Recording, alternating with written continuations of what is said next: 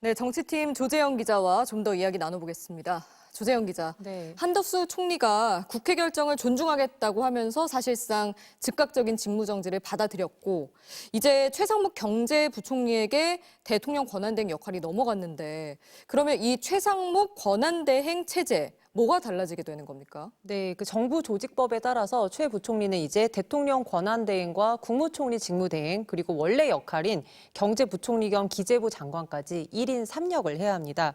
최 부총리는 탄핵안 가결 직후 곧바로 오늘 오후부터 한 총리 면담과 합참의장 통화, 또 외교국방 행안장관에게는 서면 지시를 내렸습니다.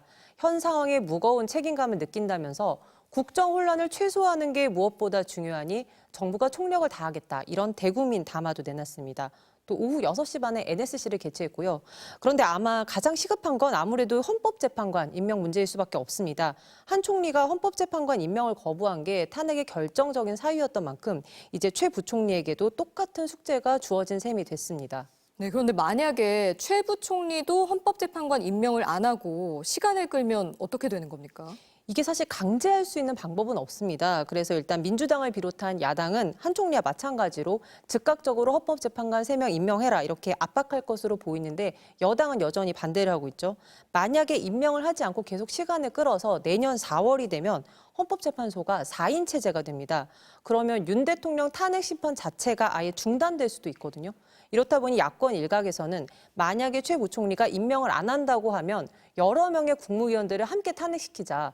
내각 총사퇴 수준으로 탄핵을 해야 된다. 이런 주장도 있기는 합니다.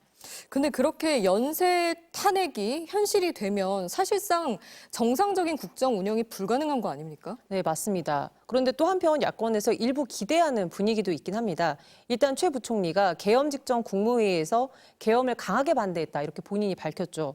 사전에 계엄 보고를 받았던 한 총리와는 달리 내란 공범의 혐의에서 벗어나 있는 겁니다.